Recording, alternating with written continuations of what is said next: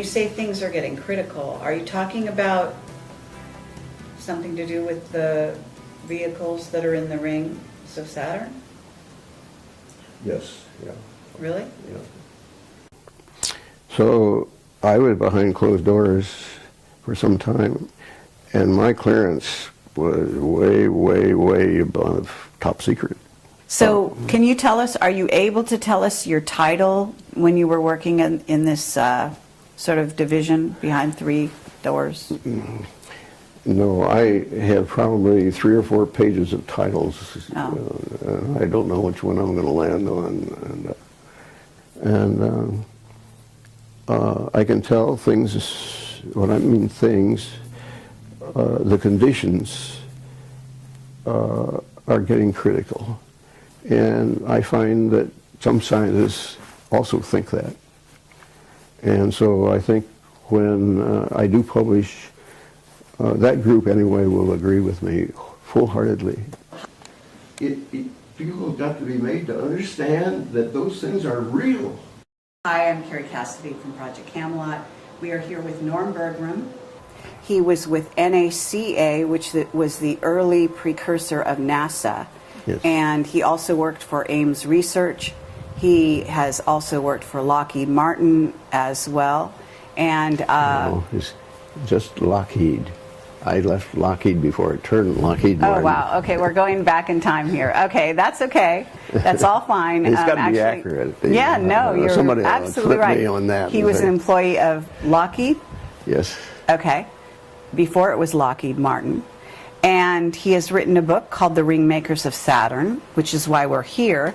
And let's see, it looks like you got another book here too, Well, right? that was a precursor, a very early one. Okay, I'm going to show these to the camera so that we can make sure to get the... I have not read your book, Ringmakers of Saturn. I'm hoping to get a copy and read the book because I have heard it's fabulous. And I apologize for that. It was a little pricey for some reason. Well, you better get it before it goes up farther. Yeah, it has actually become something of a collector's item, but Yeah, and when I publish the next time, it'll be like $1,000. Oh my God, isn't that amazing? Yeah. I've already sold one that where I certified my signature, I certified the book, $250. Really? Yeah. All right, well, so that gives you an idea. We're in the presence of a semi-celebrity or a celebrity in the scientific community, I guess, in a certain sense. I've been around quite a while in the scientific community, yeah. Yes. Okay, so to kind of start off with, how old are you? Do you mind saying? Well, I always say, would you like to guess? No, I've heard you're around 80, but I don't know. No, in 6 weeks I will be 91. Oh my God. Wow. And my specialist says, I think you can make 100. Well, you are amazing because you look great, and I had no idea you were that old. Yep. I work as hard now as I ever did. Wow. I don't have enough hours in the day for me. Awesome. And I'm making a change where I'm going to be able to have more time for me. And so it's a very significant thing. I won't be here the next time you come here. Oh, you won't? No, I'll be hidden somewhere else.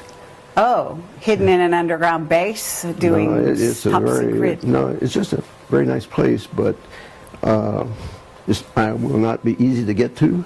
Wow. Yeah. I've had my stuff stolen here. Have you? Yeah. So I'm going in for, you don't know where I am. Incredible. Okay, well, that's very, very interesting. And right now we're in Los Altos Hills, and we are actually in your home. And thank you very much for having us here. Well, you're welcome. My wife and I always enjoyed it. And I designed the whole thing. It's a lovely area, and it's a lovely home. Thank you very much. And it's been very exciting trying to get here. I've actually, I wanted to interview you almost a year and a half, 2 years ago. Yes. And unfortunately at that time your wife had passed on. Yeah. And so you took some time, obviously. We're on our way to the Sacramento UFO conference. And so this was right on the way. Yes. And so it was very kind of you to let us come into your home. I'm glad that you're here. Thank you. So what I'd like to do is have you introduce yourself and your background, because obviously I've been getting a number of things wrong because... Well, you got it right now, and the point I think you're interested in is how did I ever get interested in this? Well, I've got lots of questions, but we could definitely start with that. But first, before you do that, what I want you to do is I want you to talk about your background. I want you to talk about sort of how you made your career progress, I guess you would call it, in the scientific community. Okay. Well, it was at the time of the war, and I was with Douglas Aircraft.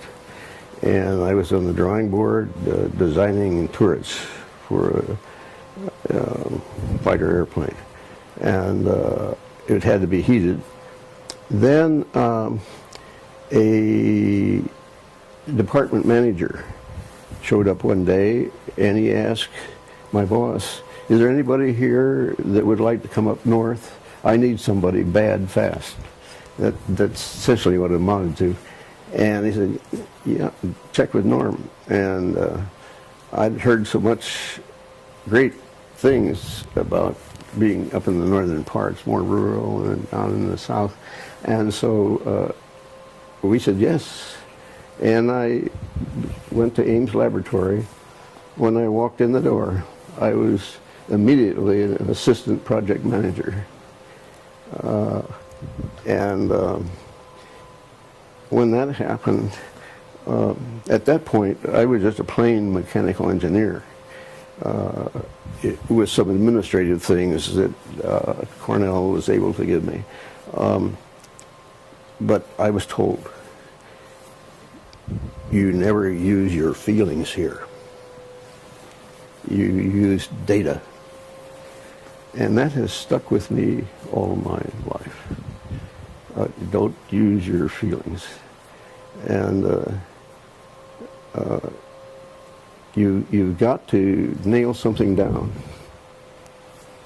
And all right, so the project that I got on then was the beginning of the determination of how you design an airplane with thermal ice prevention. What the equations are to govern how much heat you have. This required flying around in icing conditions, and we measured drop size, temperature, and how much water was in a cube of space. You had to analyze the cold, the effect of cold on airplanes? Well, there were two purposes. One was to be able to have some airplanes fly over the Himalayas safely. And that was the first application to airplanes. And then the second was to be able to build an icing wind tunnel. And that was done in Cleveland, Ohio. What year was this? Oh, golly. Approximately. 1945 was when they started to build, I think. The flights were mandatory, and what we had was a sort of a dummy wing mounted amidship where we could adjust the heat on this model and determine exactly how much heat it took to get the ice that you saw there to go away. Oh, I see. There were some precarious flights. What about flying in the Antarctic? Did you have to fly, or did they do any tests down there? I think it's probably safer to fly in the Antarctic than it is where we flew. Oh, really? Yes, because that it precludes formation of large drops. If you have large drops and they freeze, you're in bad trouble in an airplane. Oh, so it's the medium cold that is a problem. Yes, see, that's why we measure temperature, you see. One of the, I got to tell you this story, is that we flew from Laramie, Wyoming to Salt Lake City. And in between there's a range of mountains, but there's a cutout, so that you can go through there at low altitudes. This particular flight, I could tell from the instruments that I had, which were virtually the same as the pilots, that, hey, we're losing altitude. I've never seen an altimeter hand spin like this. It just went around like that. Oh, wow. You know. And the airspeed stayed up for a little while, and then it began to drop. Mind you, we were flying at like 150 indicated speed, and so it got down to 100, and uh-oh, here we go. And stall was like 92. We hit 93. Wow.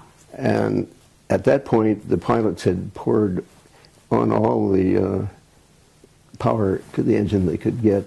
The hand for the temperature, the piston rings were in the red, which you should never fly an airplane like that, but we did in order to get out of this downdraft.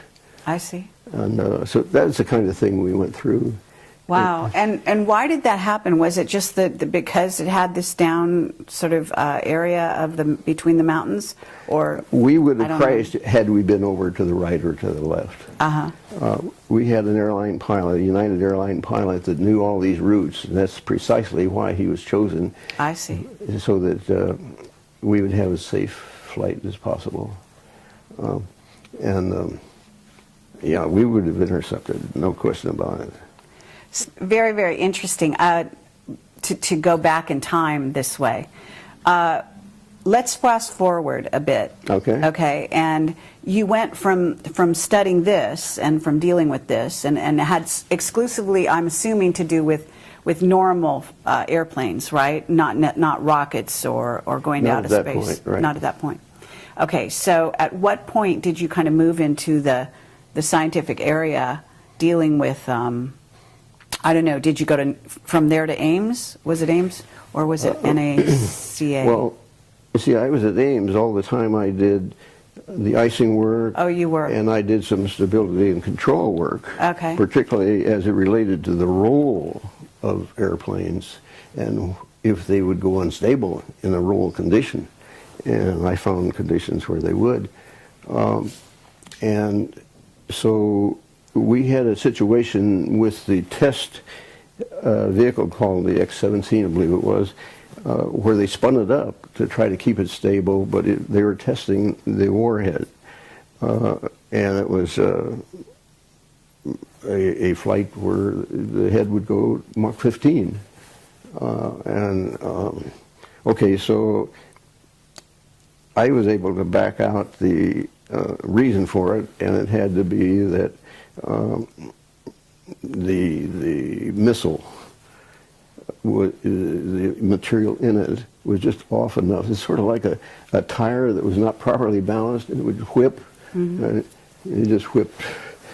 You know, so you had to know all of that. Did you also have to know things about weather? Because eventually the Rings of Saturn, I think maybe there's a link up here. On our flights, we had a professional meteorologist, and the pilot, the meteorologist, and I always looked at the weather patterns. And during that time, I got acquainted with a number of other meteorologists, and they told me how they thought weather appeared just come out of nowhere.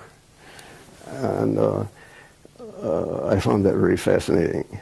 And anyway, the meteorologist and I wrote a joint report on the meteorology of icing. Oh. And so you had that background as well. So, okay, that was at Ames, correct? Yes. You see, we knew the icing program was going to come to a close, so a bunch of us proposed flights at Mach 15. And lo and behold, one fellow went down to the newly opened missile division in Van Nuys. And he wrote me a letter and said, "Norm, you won't believe this. They're doing just what you guys wanted to do." And here's an application, and they says, fill it out. This is where you should be. And I did fill it out. My pay went up by a factor of 3, and at one point where we had this instability of the test for going Mach 15 down there, the head of the project was so impressed with how simple it was to fix this that I became one of his favorite guys. I see. Okay, so at that point you're working a little more in, when you say the missile area, but was that was still, I mean, we're still talking about here on Earth, right? Yes. So how did you make that transition to looking at... No problem. The equations are the same, airplane-wise, as the missile. Okay. And as a rocket as right, well, right? Yeah. So did you, I mean, I'm really not sure, but did you work on the shuttles? No. No? No, that was after. That was later. Yeah. That was. So what was the politics that went from NACA to NASA? Because you must have been around right during the transition, right? The idea of space was coming into the picture, and NACA was the National Advisory Committee for Aeronautics. So how do you fit it in? Well, we'll just invent another organization, and we'll call it NASA, National Aeronautics and Space Administration. I see. So they get both of them in there. But in a sense, when you were at NACA, because you wrote the Ring Makers of Saturn, so at some point you were already looking out to the stars, right? So if this organization was just called National Aeronautics, what was it, organization, NACA? The National Advisory Committee for Aeronautics. Advisor, okay. But they had to go into space before it became NASA. Didn't they deal with space? The only one that went into space before it became NASA was the missile I worked on in Van Nuys. Oh, really? Yeah. Where did the missile go? Where was it supposed to go? Were you shooting it somewhere? Well, see, we were firing it from Cape Canaveral and out over the ocean, and make sure that we didn't land on any land down in there anywhere. Right. But no, that was really the early years. Okay, so you're working for NACA. When did you write the book? I wrote it in 1981, I believe it was. Had you left NACA when you wrote the book? Yeah. How long? I don't know. It was, Approximately. When did you leave NACA? I guess it was like, it had to be Lockheed in this case. I think it was 59, something like that. Wow, so you wrote Ring Maker Saturn a couple years, like 20 It years was when later. The Voyager 2 had finished its flights, and I had Voyager 1 and Voyager 2 data, and that I inspected and studied for quite a while, and that's when I wrote the first book. And I was so surprised at what I found that it took me like the 4 years to get the book published, because I wasn't sure that what I had was really right. And so I looked in many articles and books to see, oh yeah, this sort of fits what they're talking about there. Okay, you're okay, so publish it. And so the book came out in 1985. Okay, and that's the Ring Makers. That's the Ring But Makers. the other one, this one. That's 1971. I had left Lockheed at that point. And so I was down at Santa Cruz on a vacation, and one day I spotted a real bright light in the distance. And at first I thought it was a a helicopter with the sun shining on the windshield. I was laying in the direction of the sun being from my back, and I was looking forward to look at the this bright image. And finally I decided, hey, that windshield couldn't shimmer like that. And I ran and got my camera and shot some pictures. That was really a convincing time for me. So was that a UFO? What we call a UFO? You know, when it comes to calling things UFO, I part ways with people. Okay. What would you call it? It's an IFO, because I named it. Okay. Okay. Well, did we build it? Pardon? Did we build it? Who built it? The craft? I don't know who built it, but what I found out is these things inhabit Saturn. That's where I first discovered them, and they're proliferating. They're now at Uranus and Jupiter. Wherever you see some rings now, why, that's one of these. You see the craft? Yeah, I call it a ring maker. Yeah. Okay, you call it a ring maker. Yeah, and I say it's electromagnetic because I could identify streamlined patterns with respect to it that I knew were what we call potential lines, and that says it was electrical. Interesting. Well, so the craft that you saw in Santa Cruz was the first sort of precursor of your kind of giving you a heads up. Is that right? Yeah, and then for this book, I believe it was simply a picture taken out over these mountains. The object was over the ocean, but it was very bright, exceptionally bright. And wow. So did you look at the sky with a telescope, or were you looking at the sky with just your naked eye? Just naked eye. Uh-huh. But you saw these objects. Yeah.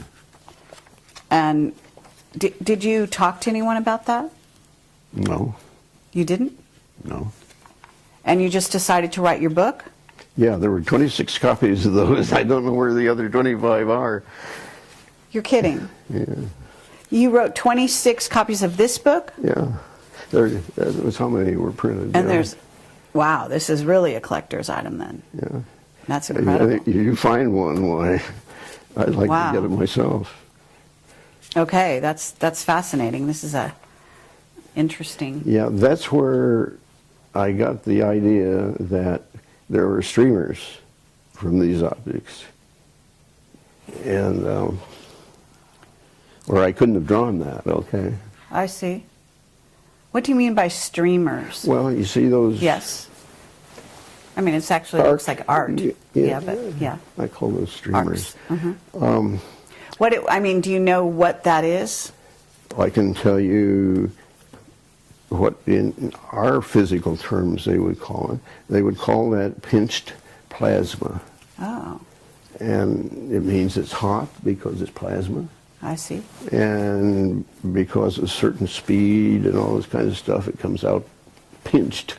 You know, it's a certain condition. When I saw it, it was though on the top of the cylindrical object, the color of those streamers was what I call a nauseating chartreuse. Really? Yes. It was really the most nauseous chartreuse I have ever seen. The closest color that would match it is chlorine. So you see these plasma sort of coming off the object, and this is with your naked eye? Yeah. Okay. So, I mean, you must have a very unique way of looking at craft, obviously. I can't say that was completely the case. I did get my binoculars by this time. Oh, okay. And that was helpful. Okay, and you filmed it as well, did you say? Well, just stop, you know, still. You have some stills. Are there stills in this book?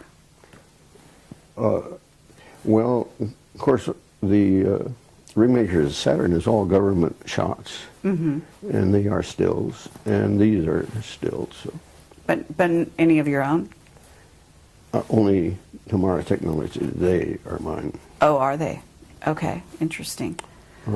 So at this point, you're talking about having been in Santa Cruz and seeing a craft, inspiring you to write the first book, I guess. Yeah. And that was about what you said, 1979 or 71. When? 71. Yeah. And then what happened after you wrote the first book? What was the reception to that? People take it, and I'd never get it back. I'd loan it to them. I'd never get it back. They just disappeared fast. I see. What kind of people would take it? I mean, were they other scientists? Yeah, by and large, yeah. By and large. Because, yeah. Were they employees of NASA at that time? By then, NASA was formed, right? Well, it's just people that I knew, my colleagues here and there. Okay, so you went from Ames, NACA, and then to Lockheed, right? Yes. But at that point, when you went to Lockheed, was it turning into NASA at that point? When I left, the answer is yes. When I left NACA, it was only months when Before it NASA, became NASA. Yes. Okay. Yeah. And why did you leave NACA? Well, I think it was because the fellow that sent me the app thought I should be down there. He said, "Hey, this is the kind of thing you've been doing there, and you should be here." And he was so right. Oh, so the organization that sent you the application from Southern California was Lockheed? The fellow that sent me the application formerly worked at Lockheed. I see. Yeah. So was it Lockheed Skunk Works that you ended up? No? I haven't been in there. I don't. You haven't? No. You never met Ben Rich? No, I have never met him. I have met some guys that have worked in there, and they've told me stories about that, but I never met him. So the division of Lockheed back then that you worked for, was it top secret or was it just in the public domain? When I worked at Lockheed, I had documents that were indeed top secret. Really? Wow. Oh yeah. And then I went through the first generation of the Polaris underwater launch vehicle, and then I got tapped to go behind closed doors. Oh, you did? Yeah, and I was there for till I got claustrophobia.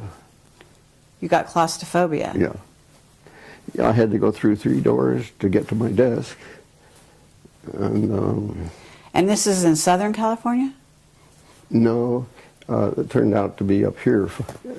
They moved. Oh, Lockheed, because I know Lockheed was in Sunnyvale, right? Yeah, but it started out down there. I see. And then, so I was behind closed doors for some time, and my clearance was way, way, way above top secret. Okay. You know who Bob Dean is? Yes. Had you ever talked to him one-on-one? I've talked with him, yes. He believes what I put here is yes, that is correct. And I agree with him. Well, I just wondered because he had a pretty high above top secret clearance at one time. Mine was above the President of the United States. Oh, was it? Okay, and so were you working in an underground base up here at that time? No, it was just a place that you would know how to get to. Really? I wouldn't know how to get to? It's, if you stumbled around enough, you could find it, but I see. it wasn't all that big a deal. But, So were you? Was this the kind of thing where you signed the non-disclosure? You say you had to go through 3 doors to get to your... Yeah, I had to sign my life away for 30 years. Wow. Is it still in effect right now? No. No? So could you tell me anything? No. You can't? Mm-mm. Why? What would happen? I'd prefer not to find out. Oh, okay. All right, well, let me ask you, I mean, I know we're kind of jumping around here, but you're certainly piquing my curiosity about some of these things. So, was Lockheed over by Moffett Field during those days? Yep. Okay, that was a pretty fast yes. Yep. Okay. I was born at Moffett Field Hospital. Oh, you were? Yeah, I was.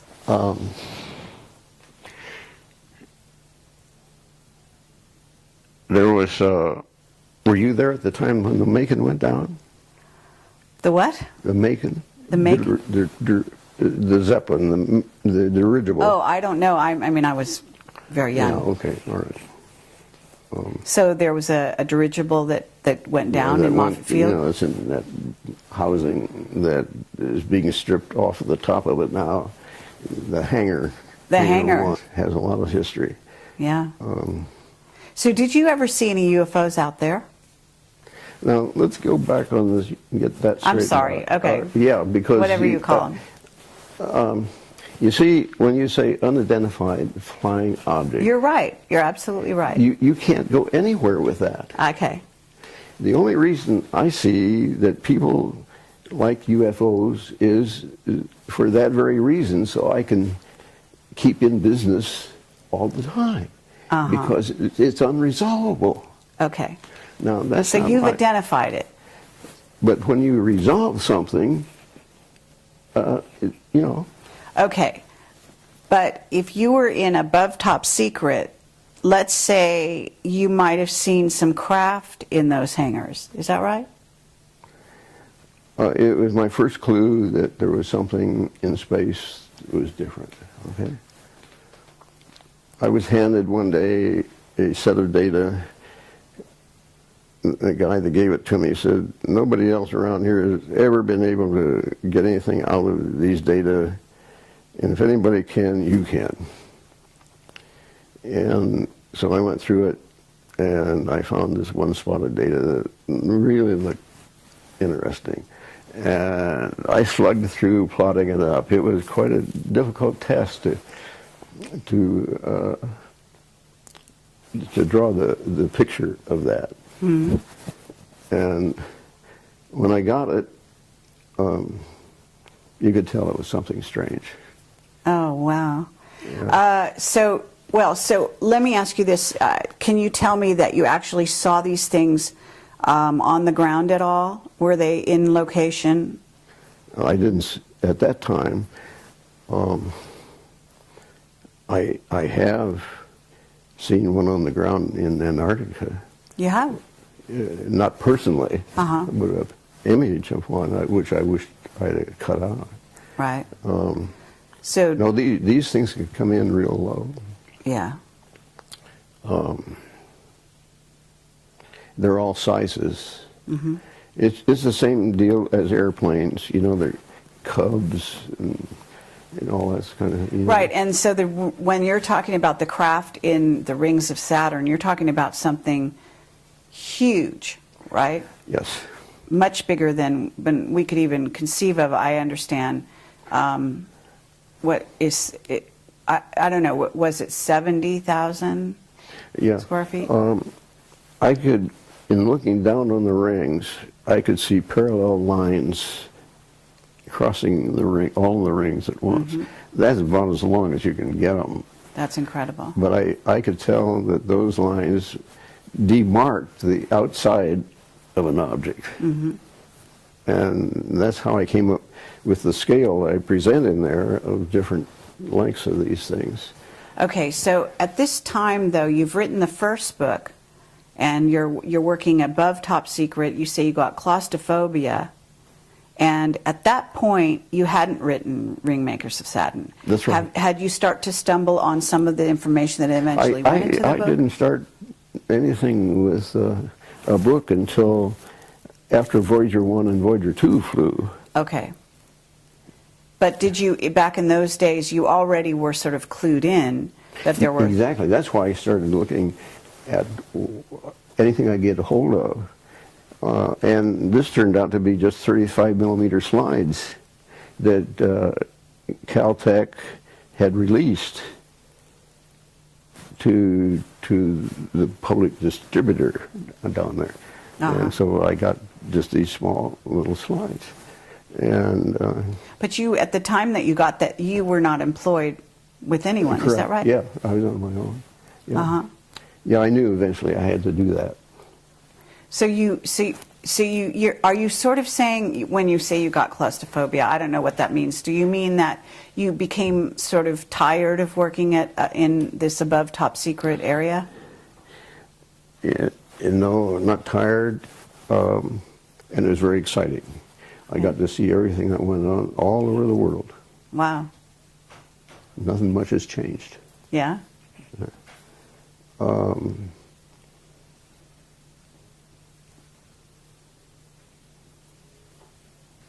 don't know how... Or were you threatened? Were you, what did you have friends who were leaving the employee of Lockheed at that time? I mean, was there some incident that happened that made you want to leave? No, it wasn't that. Let's just say that you're confined to one room day after day, year after year, same walls, so forth. That's claustrophobia. I see. But I knew that, hey, there's something going on out there, and see if you can't find it. And so in other words, on a certain level, you wanted to go beyond the confines of what you were studying. Yes, sure. And I made myself a policy. It's got to be all government images. No shots by me or any other person. Okay.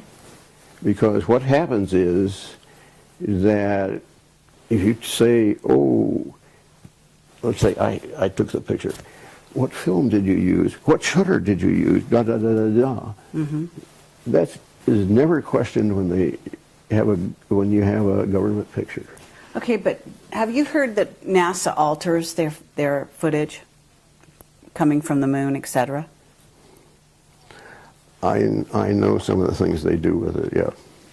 Okay, so even their footage is not always dependable, right?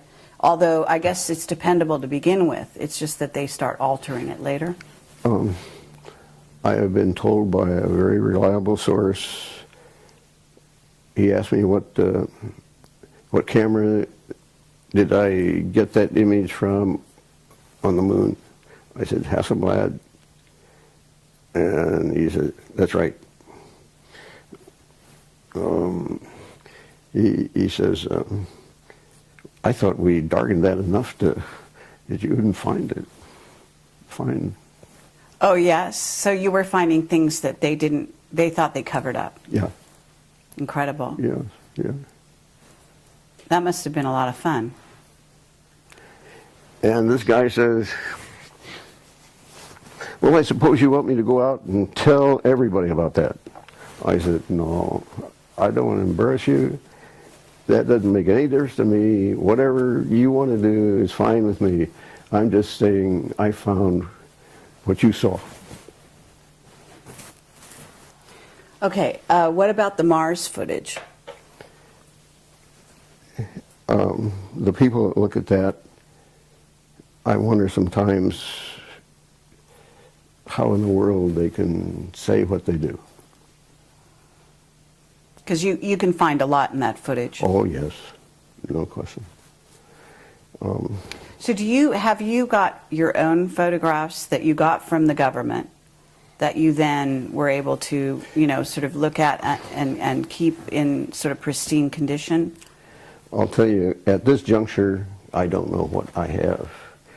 I finally went to put it in a vault that the people claimed nobody can get in here, including the government. But unfortunately, somehow, somebody did. Oh, really? Yeah. And what they do, like I have some on a laptop, some of it's just on discs and so forth, they garble it. They run it through something and they garble it. So it's no longer... And sometimes there's just nothing on there. And I know that there should be something, and there's nothing. So I don't know how much of the early stuff I can put together. What I do know is I can put together it any time. Okay, so I don't need that old stuff, you can tell people. Really? You know, I don't need it. Because you know, you're familiar with the landscapes, you know where things are. I know where, yeah, I'm familiar with the landscape, I know pretty much what's going on. Okay, so, well, that's very tantalizing. So at this point, you learned quite a bit. You were very respected, I imagine, when you left, even above top secret, right? You left employee of Lockheed in good terms or not good terms? Yeah, I was respected. Mm-hmm. There was a time when, on the Polaris vehicle, Mm-hmm. that when the missile was fired off, it didn't light up and came back down and hit the submarine. And I said it was the umbilical plug. And the head of the project said, asked me, what do you think it is, Norm? And I said, it's the umbilical. That's the most reliable thing there is on the burn, Norm. It can't be that. And a Navy guy came in later, and I said, it's the umbilical plug. But Frank is not going to believe it unless we pull that thing up. And we got the whole Navy out there. I don't see why you can't pull it up. And if we don't pull it up, the Soviets are going to do it. Mm-hmm. He said, Norm, focus synchronize your watch with mine. 3 minutes, you're going to have a call from Frank. 3 minutes, I had a call from Frank. He says, Norm, you're going to be real excited. They're going to pull up the bird. And it was the umbilical. And after that, as Norm said, it was a certain thing. Don't argue with him. That's great. You know, it was that kind of thing. Yeah. Absolutely. So can you tell us, are you able to tell us your title when you were working in this sort of division behind three doors? No, I have probably 3 or 4 pages of titles. And I don't know which one I'm going to land on. And I think what's going to happen is that I'm just going to have to find the images that I can get that either aren't affected by anything, or I get some new ones of some sort that will sort of govern how this whole thing goes together. I am very aware of Sagan's principle. When you make big claims, you have to have big data, you know, and that's the big thing about it. That amassing enough data that goes, oh, it's got to be true. There's so much of it, you know, and it takes a long time to put together that kind of story. Right, but you've been working on this whole idea for a long time. It's up here, all right. Yes. But I haven't been able to get anything much down on paper. I spent 2 years with my wife before she died, and 2 years getting things straightened out afterwards. So there's 4 years in there I've lost. I see. And I can tell things, when I mean things, the conditions are getting critical. And I find that some scientists also think that. And so I think when I do publish, that group anyway will agree with me full-heartedly. On your conclusions. When you say things are getting critical, are you talking about something to do with the vehicles that are in the rings of Saturn? Yes, yeah. Really? Yeah. You see, it's sort of simple.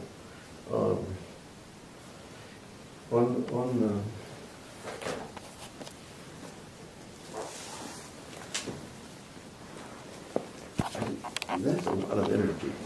Right. And Okay. And this is the ring, right? This part, this is the ring? that ends up being the ring. Yeah. It's And they're- hot plasma. Oh, really? Okay, so, and what your theory is they're manufacturing it, is that correct? It comes, that's the exhaust from this thing. From the craft? Yes. Is it because, are they stationary or are they moving, the craft? They're probably moving. So do you think, when you say things are getting critical, are you Okay, saying? Don, just take that picture and say that's the exhaust. It's like you have an airplane with an exhaust. Mhm. It's in your atmosphere, and it can load a lot of energy, you know? And, but this is, Saturn, like John Lear says, you know, Saturn is the focal point, and I can't agree with him more. Okay, but John Lear talks about Saturn actually being portal into another dimension. Well, you know, he's theorizing. Yeah, so you don't necessarily go there. I don't go that way. Uh-huh. I either say, this is the way it is, or I can attack it. Okay, but you're saying things are getting critical because I'm really curious. Are you saying that those craft are coming here? Is that why it's critical? No, I'm saying, in effect, if they do, and there's a good probability that that is possible, Uh-huh. then, hey, you got to get with it. You can't wait around. Mm-hmm. Okay, but you see, no one really in this country accepts the concept that at Saturn, those things are there. Right. As you can't do it at Saturn, well, you know, you just can't hack it. People have got to be made to understand that those things are real. Right. Now, there are two images. These are taken by the Hubble telescope of Saturn this last year, 2012, Okay. that shows objects under the rings and one just right to the edge. Like I said, they were. Mm-hmm. Okay? Is that Cassini? Did the photographs come from Cassini? The last ones, no, the ones I told you about that shows those, Right. those No. are Hubble's. Those are from Hubble. Yeah. But am I wrong? They closed down Hubble, right? Well, yeah. Or that's the official But- story, right? Wherever they closed it down is 2012 before they show you the picture. It's 2012 before they show you the picture. What do you mean Yeah, by that? and I was able to tell that before 1985. Yes. So you were way ahead of I'm everyone. way ahead. Yeah. And that is too long to tolerate that kind of science. Mm-hmm. It's just too long. Now, I have 3 reports, I guess, on the environment, let's say, in UNESCO, but they're yay thick All three of them weigh 18 pounds, or about 6 pounds each. And they have to vote on what they think goes on. That is not science. They have to That's vote. politics. Okay, yeah, That's not you're right. science. That's absolutely right. But they sell it to you as though it's science. It is not science. Okay? And that is the hump that you could help get us over. Okay. Hey, those things are real. Okay, but if there are craft, there are beings. Okay, people have asked me about, I call them vehicles, okay? Right. Now, I did not call them objects. That was too neuter for me. Okay. I had a Stanford professor said you ought to call them objects. No. They have all of the qualities of a vehicle. They can move. You know, they're just like a missile or anything like that. So that much we can say about them, for sure. Okay. So I'm calling it a vehicle. Okay. Okay, somebody comes along and says, well, now where would you manufacture one that's 2.5 Earth lengths long? And that's a hard question to answer. However, if you think of it in terms of its living entity, it's just another kind of thing that we've got in our universe. And it can grow and grow and grow and grow. Okay, So it can be an EMV and it can itself have life. Uh-huh. So are you not positing the idea that those vehicles contain, beings who are, maybe like us? Yeah, I only go along with government images. And if you want to know about people kind of thing, there is the ship that picked up the Voyager capsule at Alameda Naval Shipyard, and they have a picture there of I think it's the Apollo flight that Buzz and Neil were on. But anyway, there is one image there that shows black people getting off. So people with dark skin getting off. Not dark, black. Black skin. Really black. Yeah. Were they tall? Yes. Very tall? Yeah. How tall? Do you know? Well, they got out the doorway. I don't know how high that is, but Well, what? it's safe. 7 feet would be probably a conservative estimate. Have you heard about Clark McClellan's statement about that? No. Oh, you haven't? No. Have you ever been in touch with him? No. No? I have tried to stay independent and not be affected by others' opinions. Mm-hmm.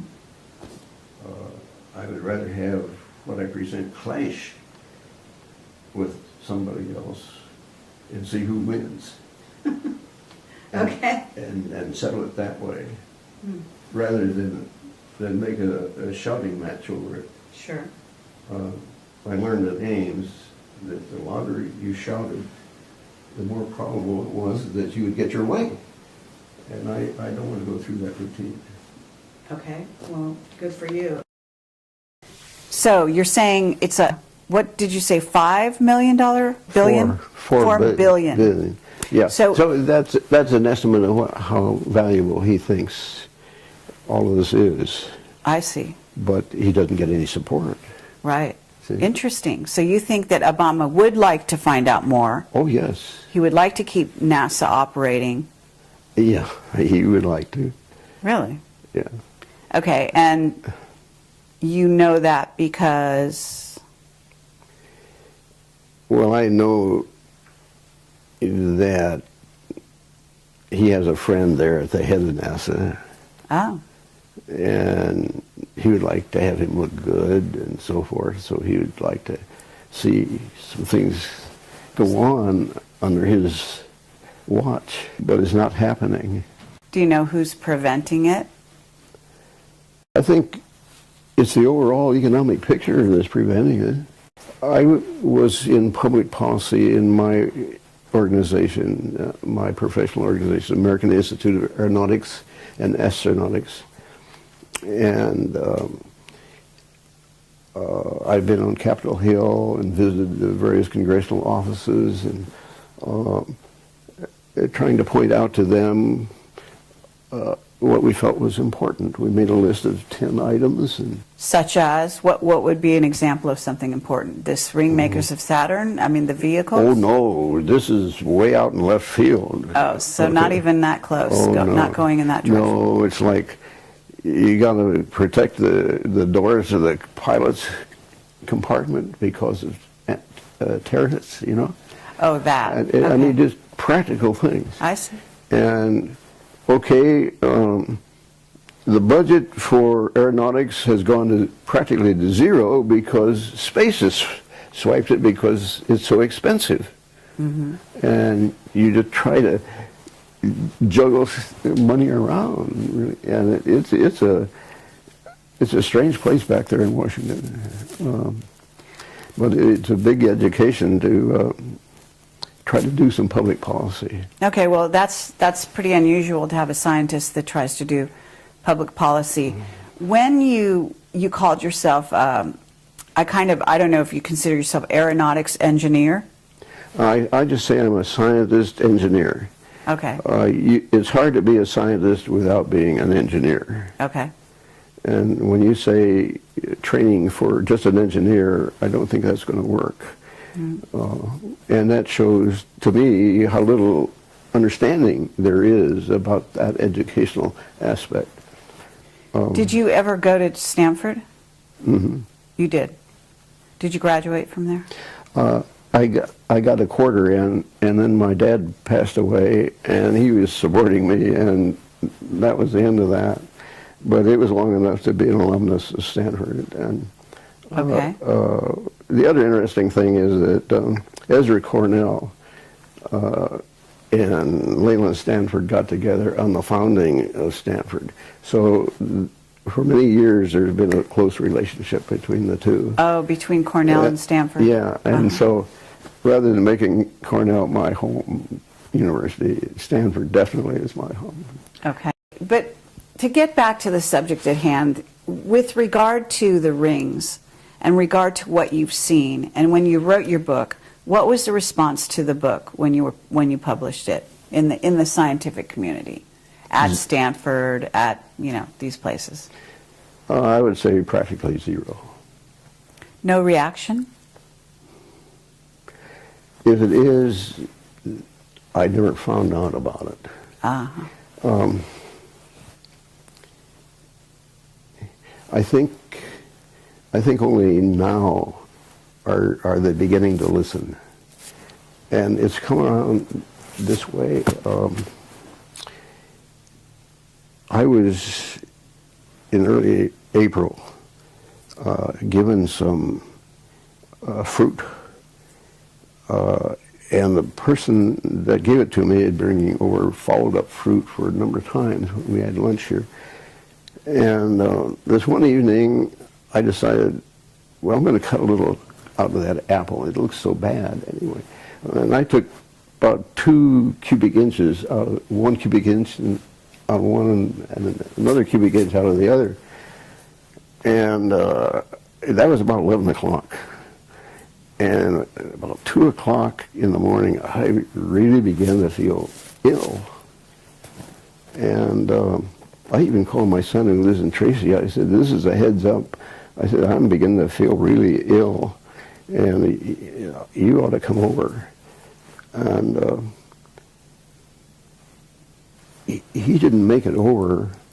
I felt I was getting so ill, I called the neighbor next door to take me to the hospital. Wow. I was just going downhill like that. Incredible. And I'd never experienced that. That was an attempt on my life. Mm-hmm.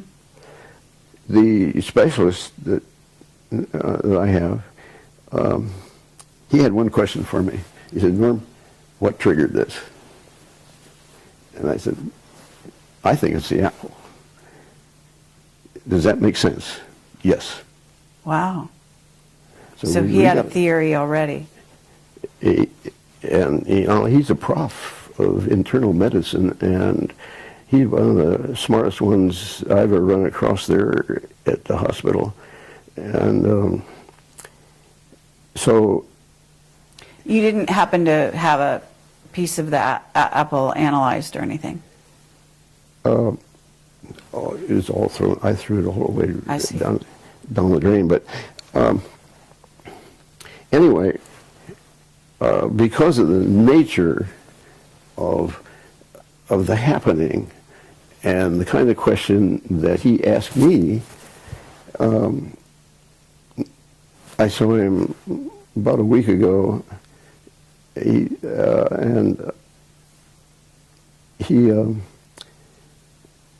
says, you know, I've spoken to a physicist about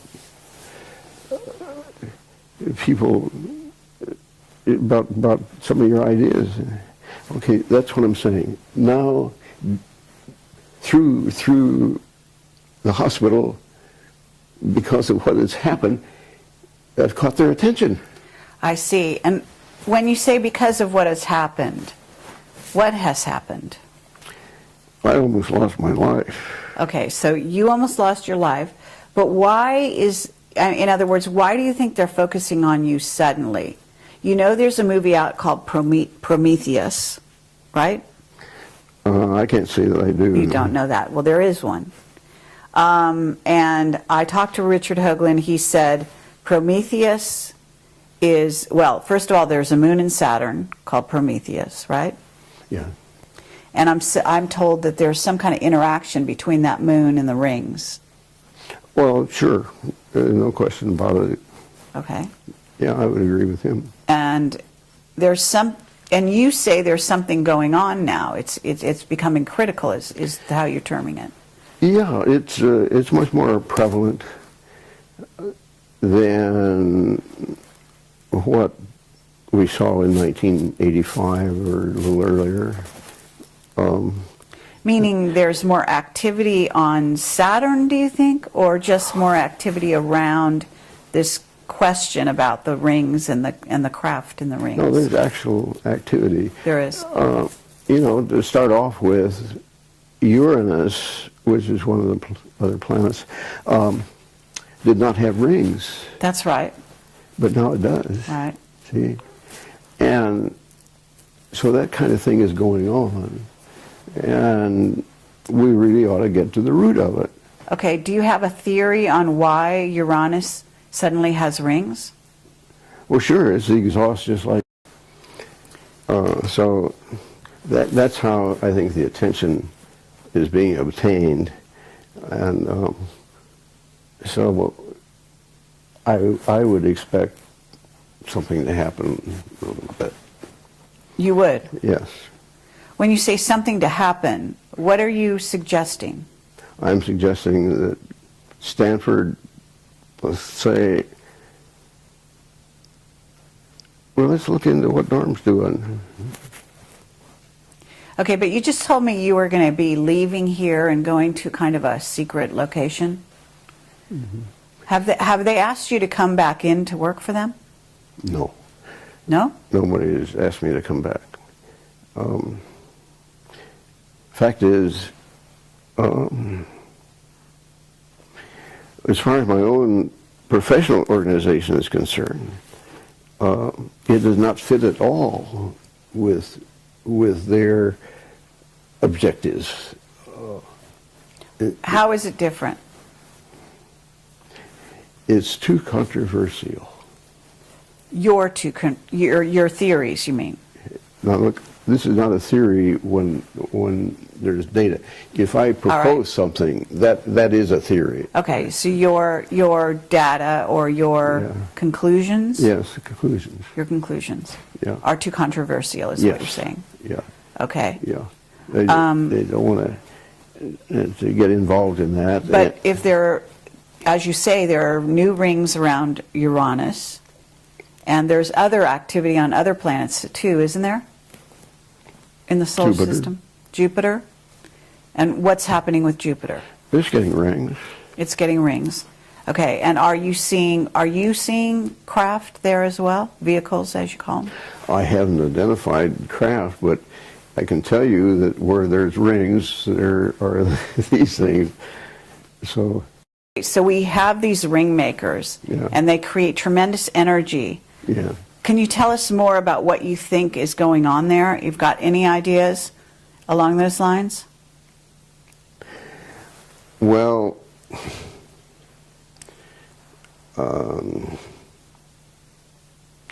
let's just take one that there was this, what do they call them, far lookers, or these psychologists? Oh, remote viewers. Remote viewers, yes. Right, that's what I'm... I just did an interview with somebody there. Which one? I had heard that there was one that saw something out there in the rings, and they were mining the rings. That's true, yes. Okay. I think I read her book, and she couldn't see anything from the side, but when she looked from the top down, why, that's when she saw things. I see. I happen to been able to uncover what she saw. Really? Yeah. And what did you... I would say, I don't think they're mining the rings. I think they're nursing from the rings. Oh, in other words, you think they're using the energy to power their craft? Yeah, that's where new ones are getting their energy. New vehicles are getting their energy? Yeah. You start out small, just like a baby, and then they get bigger. Oh, right, because you say that you believe they're sort of like alive. Do you believe they're plasma vehicles, what's called a plasma vehicle? Have you heard that terminology? Well, I've never heard them called plasma vehicles, but I can understand why somebody might say that, yes. Mm-hmm. Yeah, I wouldn't make a big deal over that. Okay, I've heard that the vehicles out there they actually fly close to the sun, and they power themselves up on the sun, and then they go back into I wouldn't be surprised. Yeah, I've noticed some go in there, and it means that they're capable of withstanding those high temperatures. Yes. And so, true. Yeah, they could get pumped up really nicely. Okay. Okay, so we have a very active scenario out there. Yeah. And you say it's critical. When you use that word, critical, that kind of sounds impending, like there's something coming to Earth or coming at us. Well, when I read that the universe is expanding, I say, the universe expanding. You guys are just saying you have objects out there that you use to say the universe is expanding. But how about supposing they're increasing their speed? That would appear like what you're saying. And if something out there is moving faster to get away from something else, we may have a critical situation. Okay, very interesting. So something out there is moving faster to get away from something else. What would that something else be? It's hard to say.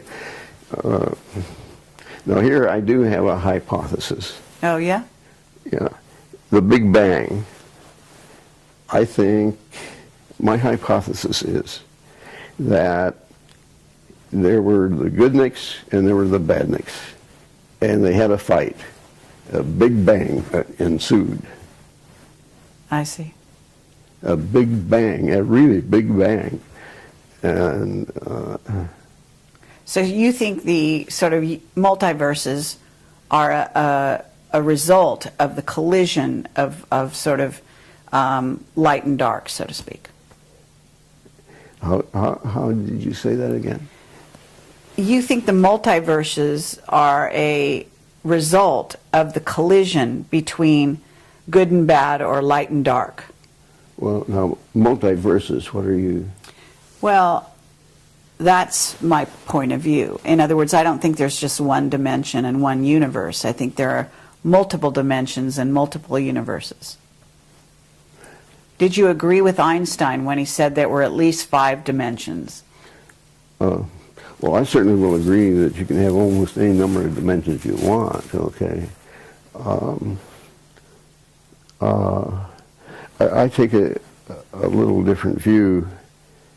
My son suffers from a malady in which he hears voices. Oh, yes? And I'll tell you, I think that's a universe right there, Okay. right under our nose. Uh-huh. When he first came down with this, we had a blackboard in the end room there. It was 4 by 8 feet, and he wrote equations of space on there. He did. He did. Were you able to Yeah. ascertain if they were valid in any way? You didn't need to. I didn't need to know all the details. I knew enough to know that, hey, those are strange equations that you wrote. You don't write that kind of equation here on Earth. And you do have some distance parameters in there. And I'll tell you, I was really scared. The fact is, I erased the darn board because I wish now I'd have kept it. But I was scared. I was frightened at the time. Really? Yeah. What were you frightened of? The fact that he could write that stuff. That he was getting an input so he could write it. Yes. That's what scared me.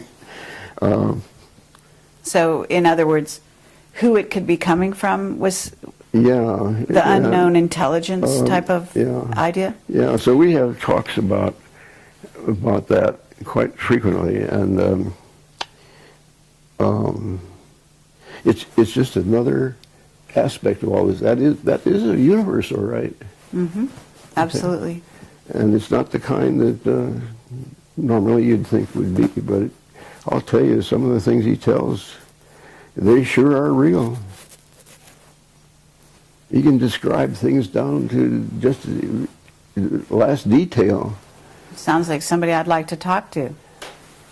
He would say, no way. He wouldn't? Yeah, he wouldn't do it. Is he a scientist? No, but he came within a semester of getting his bachelor's degree in chemistry.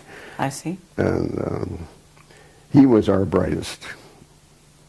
When he was 4 or 5 years old, he wired up a train set. So that I still am amazed that he did it all by himself. He had the cars switching around and all this. That's amazing. Yeah. Okay, well, wow. Okay, this is so fascinating. Let me ask you, you still use this word critical, and I'm still trying to figure out where you're going with that. I'll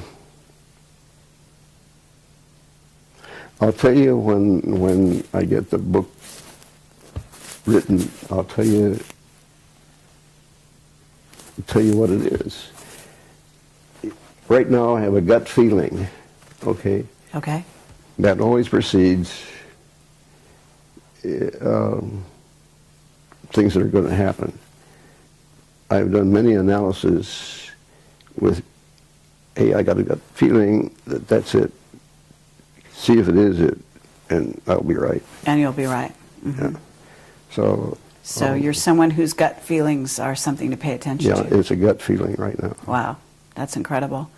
Let me ask you, are you still in touch with the scientific community? Do you consider yourself out on the fringe? How do you feel about that? Oh, by definition, I've been out on the fringe ever since I left Lockheed.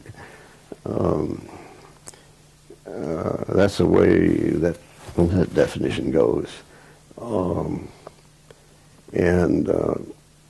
I had been director at large of our San Francisco section, not San Francisco, but the region of AIAA that included 6 states. And AIAA, what is that? Bergun Institute for Aeronautics and Astronautics. Okay. And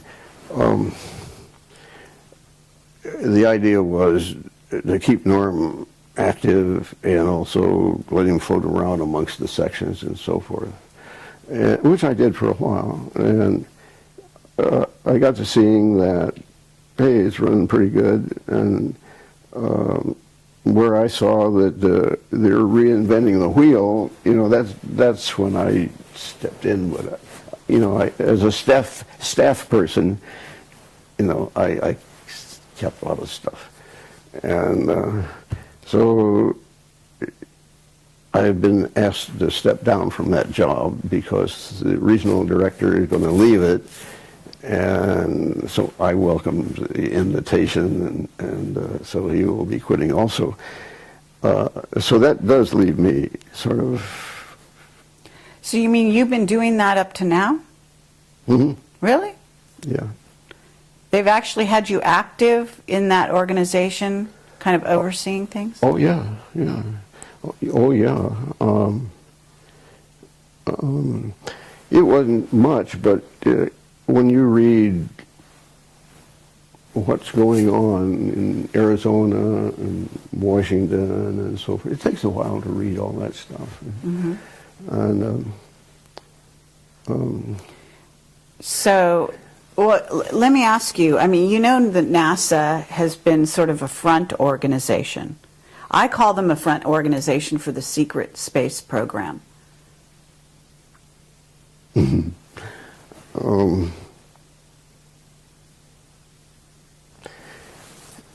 don't know about being front. Well, when I say front, I mean, if you have an organization that deals with the public, interfaces with the public, and also misleads the public on certain things, by doctoring photos, by covering up certain things, by only releasing certain things, that's a front organization, isn't it? Okay, all right. I guess you're entitled to do that. Okay. So if we were to look at the situation a little closer and find out who are the insider organizations, certainly Lockheed would qualify. Would you say that the defense industry are all in the know?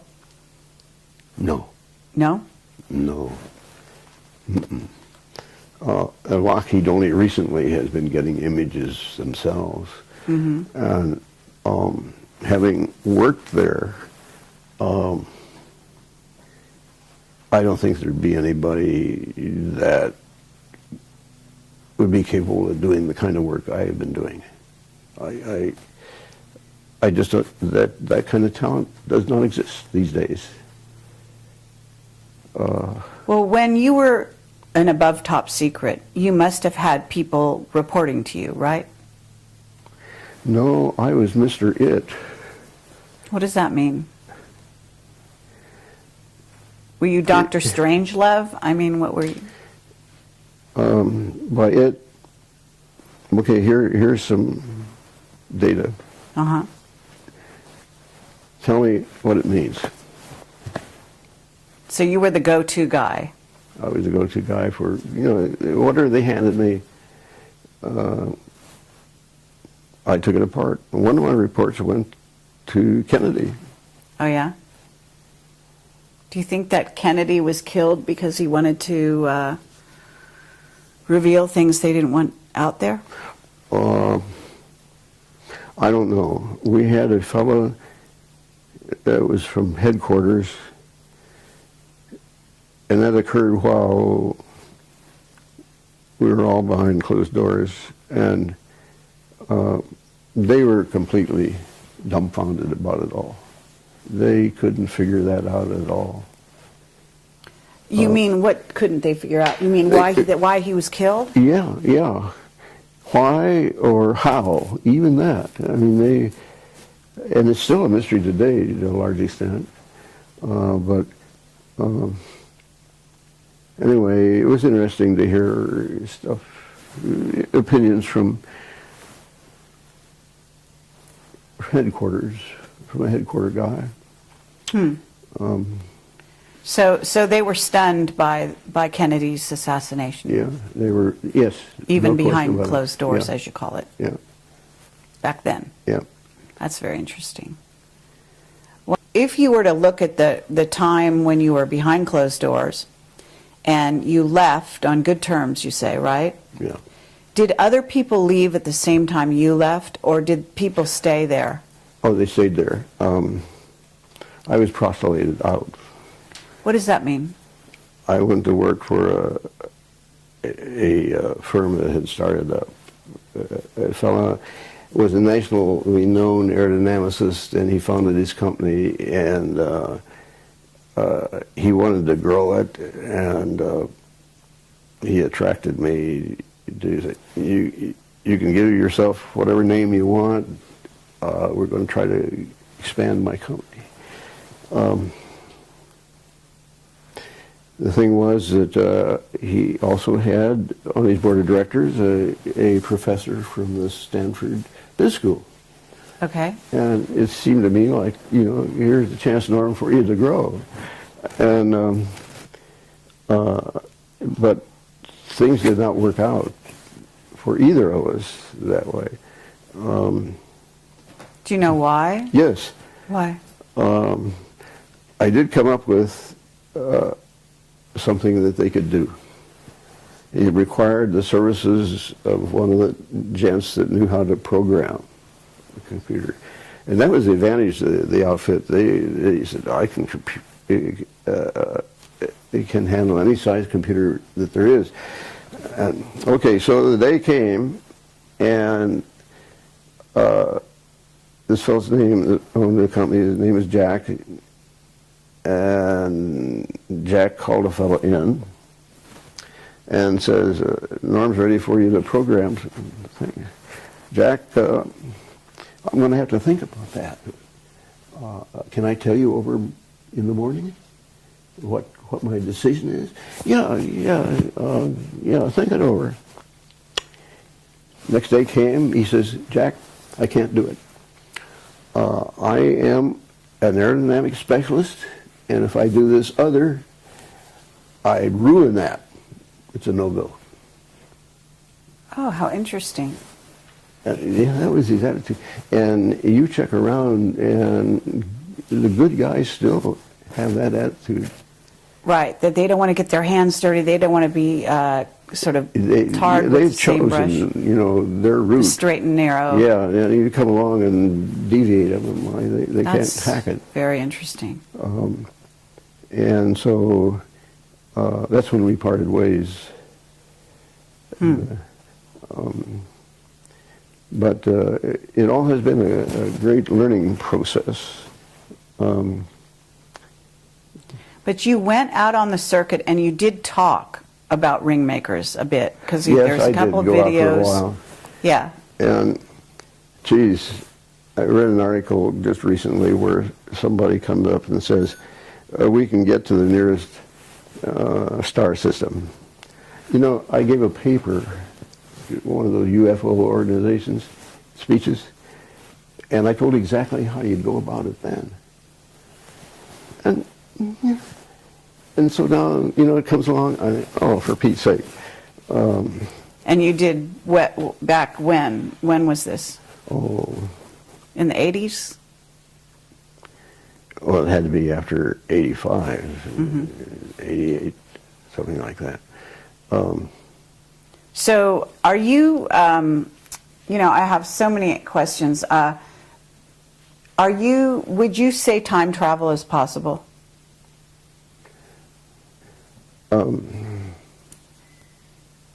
There's a way to do some of these things that has not been considered.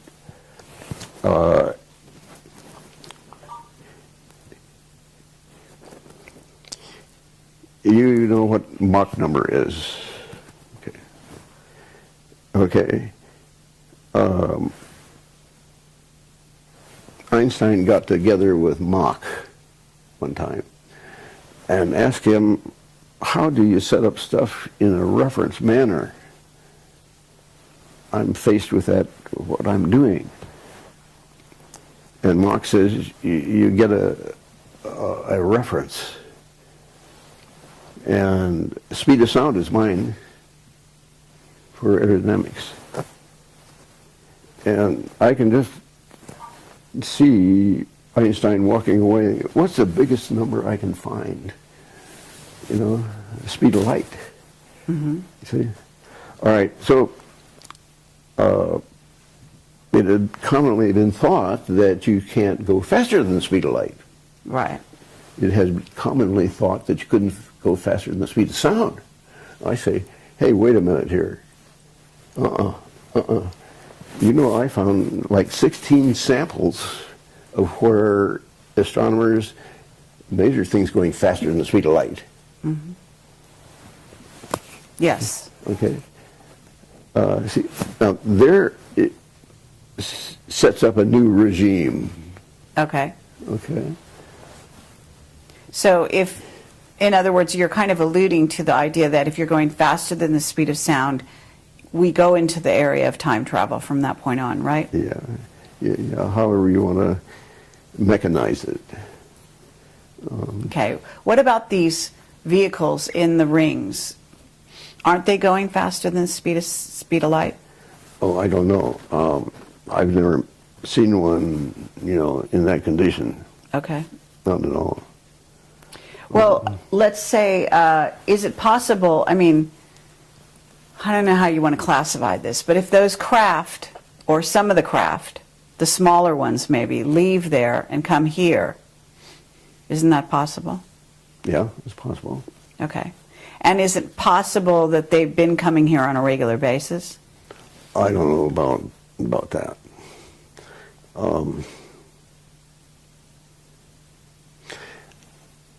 I'd be in better shape to know about what you're asking. See, now you're asking questions that are downstream from...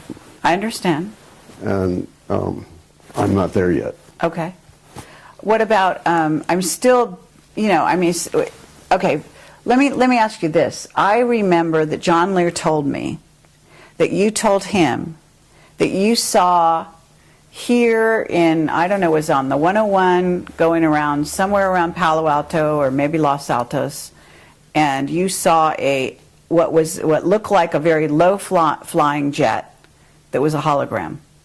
And you determined it was a hologram in because it actually, I guess, disappeared all of a sudden.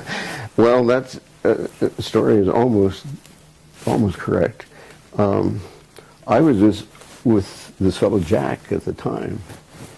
And I don't know whether you know where Gun High School is over here or not, but we were in that vicinity. And all of a sudden there was this huge-sized airplane that flew over there. It looked exactly like an airplane. Mm-hmm. I said, Jack, did you see that? Yeah. But, you know, it was below the allowable level. Yes. And there were no complaints. So it had to be a picture, you know. Really? But did it disappear suddenly? Well, it was only there just a fraction of a second. You know, you just got to if you weren't looking, you'd miss it. Really? Yeah. But it has to be going very, very quickly then. Yeah, it was. So you determined that it was a hologram. I didn't determine it. It's just the fact that there weren't any critics around here that says, hey, there was an airplane flying below allowable levels and we gotta do something about that, because there's a lot of people like that around. And, Right. But there were none, so okay, so it had to be. So that's okay. What year was that? Oh, I don't know. When I was with Jack. Approximately. Would this be the 80s? Because you left. Didn't you leave Lockheed right around? Well, you wrote this book in '71, so. You know, you can go on the net and look at my resume there and pick up numbers. Pick up exactly. Yeah. Okay, but I was just wondering, in terms of your recall, when you left the employ of Lockheed, because it was too claustrophobic, as you said, and then you went to work for this guy Jack, and that, how long did that last before the computer guy came in and said he couldn't do the programming? I mean, that must have been a pretty short time. Well, I think it was like a couple of years. Couple of years? Okay, and do you know what a Cray computer is? Yeah. Okay, and would you say that was the level of what we're talking about, programming a Cray? Or? Oh, this could have been done with a much simpler computer. I see. Yeah. Okay, have you ever dealt with a Cray computer yourself? No, I haven't. But you know of their, Yeah. Yeah. sort of being around.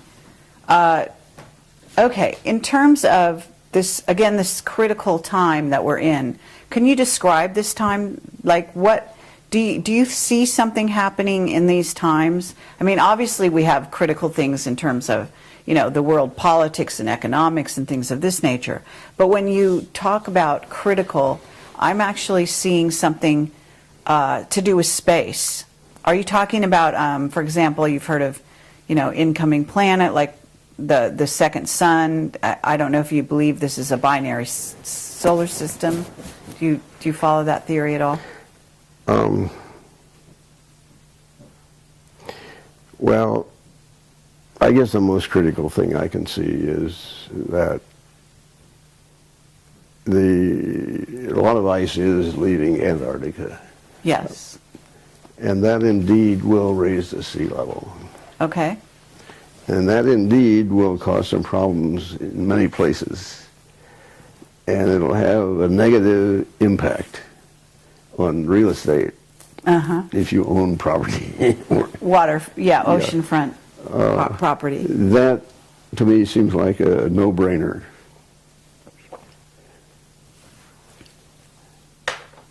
Have you talked to some remote viewers? No. No? No. Other than the story you said about the woman Yeah. who looked down on the rings. You know, that's interesting that somebody has that capability, Right. but it's not something that's acceptable scientifically. Okay. Okay. Well, the craft, again, the vehicles in the rings, you don't think they're mining, but you think they're using the energy to power themselves, in essence. Well, when you say power themselves, Well, power the entity, the vehicle. You know, the objects that I saw were very small inside the ring, and they were connected to the inside ring. And it just seemed to me like, oh, hey, these are babies, you know. And that's how I came up with the idea that they're nursing from the ring. You know, they're getting life, strength, and whatever you want to call it. But I think that that's how they are growing, is using the rings. Now, in terms of mining, think about that level of thought. Mining is something that we do here on Earth. You don't have to be very bright to do mining. Okay. How do I know? Because I have worked in a mine. Okay. And so we're dealing with lots of smarts. And I don't think this is too low for them. Mm-hmm. Mining is too low. All right. So on two counts, I think what we got there is a life form. Absolutely. Do you believe that we're communicating with them? Have you had any evidence of that? Oh, no. No? No, we are not capable of doing that. SETI has tried to communicate with extraterrestrials, and they haven't done it yet. They have chosen the type of person, the type of entity that they want to communicate with is somebody that knows how to build radios. Right. That constrains them in their thinking Yes. immensely. Right. Okay. Well, okay, but of course we're Project Camelot, and we talk to people like Richard Hoagland and so on and so forth, and I don't know if you've heard of Zecharia Sitchin Yeah. and his theories. He passed on recently. Yeah. Did you know him by the? I met him, yeah. You met him? Yeah. Did you ever talk about your theories with him, or your conclusions? No, we didn't have that much time. It was more interesting listening to what he had, what he came up with. There's a case where he's got some real solid stuff, but nobody wants to pay attention to it. Mm-hmm. Right. Richard Hoagland just recently said to me that he thinks he's seen cities in those rings. Cities. Cities. He's seeing cities in the rings of Saturn. Well, Richard has seen cities in lots of other places. Right. I would not call them cities myself. Okay. Now, I don't know specifically what he is talking about. I mean, if you want me to be specific, I'd have to look. Right. But he's thinking again of something like San Francisco, or, you look down on it and there's a city, it was laid out. Well, I'm not sure how he's characterized. We didn't have a chance to talk about how he's characterizing this idea of a city. In other words, it could be constructive, some sort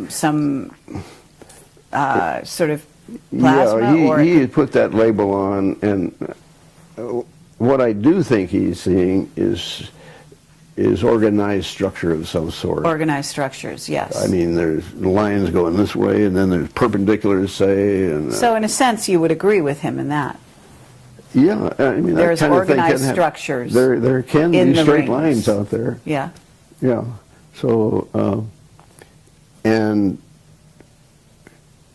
almost any formation can be made that is desired.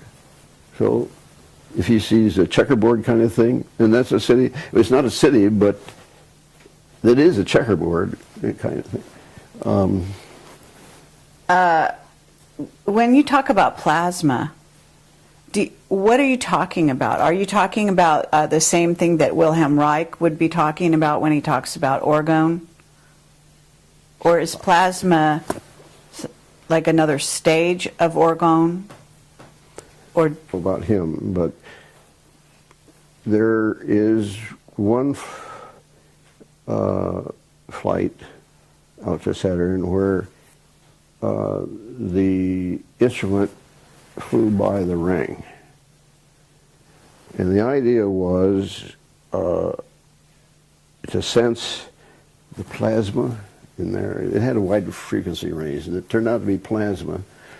And so it ticked, and they knew the speed, and they knew the time it took to pass the ring, and so they knew how thick it was. And now that was a plasma indicator.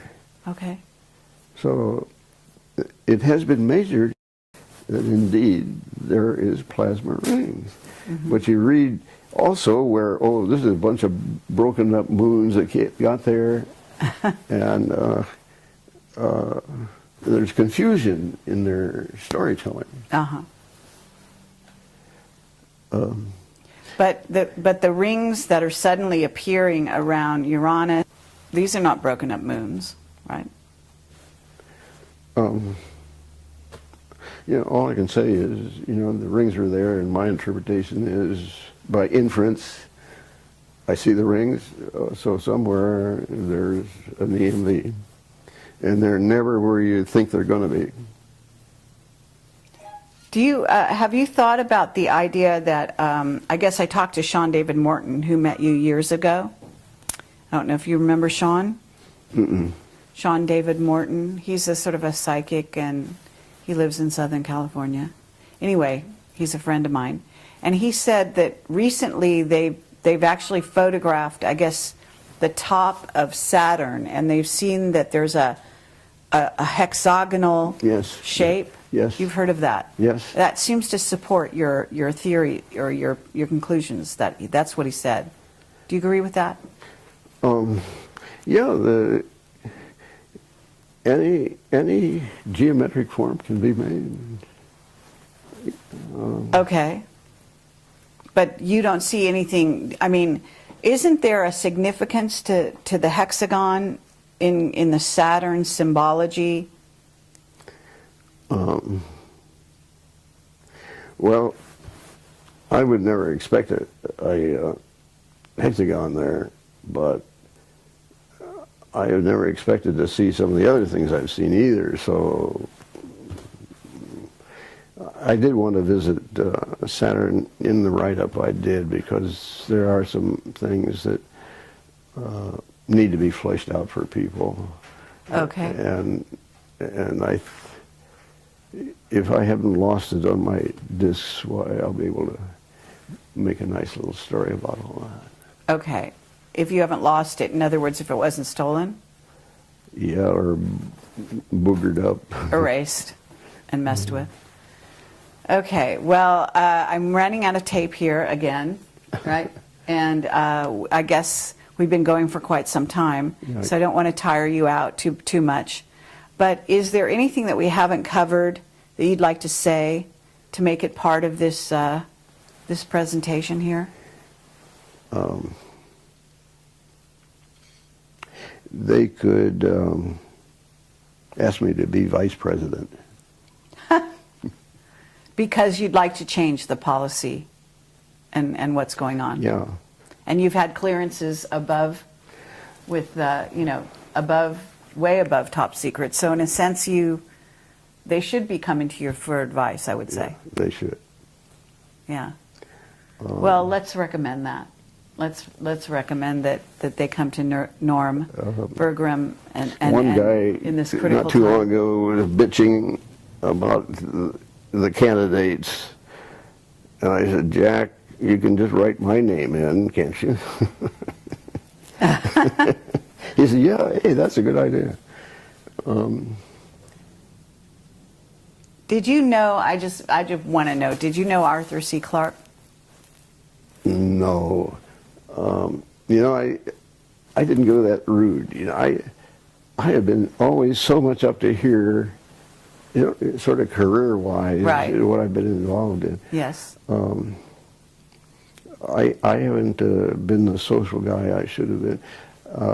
Hopefully, that's going to change. Okay. I'd like to see that.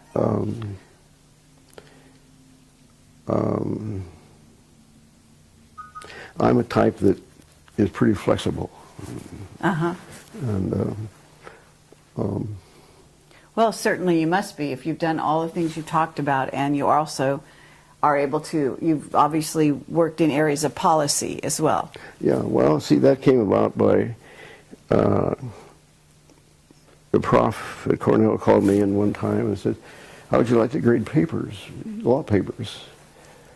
And I said, oh, that sounds good to me. And I said, but what do we do when I grade mine, when it comes to mine? He says, you grade it just exactly like you grade the others, but give it to me afterwards. But he told me that as an engineer, you really ought to get law under your belt, because you know the nomenclature, and these are the guys that are running the country, basically. Mm-hmm. And they really don't know about some things that they should, but they just do it. And so over a period of 10 years, I got a law degree. Oh, you did? Wow, that's incredible. And on top and of I found everything that- else you were doing, you got a law degree. I found it just exactly like the prof said, yeah. And that's what made it so easy to go in. To go in to Otherwise, do I wouldn't have done policy. it. I see. Okay, Norm Bergun, I believe that there's more that you could be telling us, but I understand that you still have some secrecy or oaths. Is that correct? You're kind of abiding by those? I could tell you a lot of war stories. The answer, you know, I could tell you a lot of stuff that's sort of related to all this, but give me some more time, and I'm set myself up so I don't have to make my own bed. I don't have to cook some meals, you know, and all this. And TV will be taken care of for me. Just a lot of things will go to zero. I see. And so Norma's going to have some more time to do some things to get it together. Okay, but are the people that are making this possible going to let you go out and talk about it? Yes. Yes, they are. And I already tweaked them.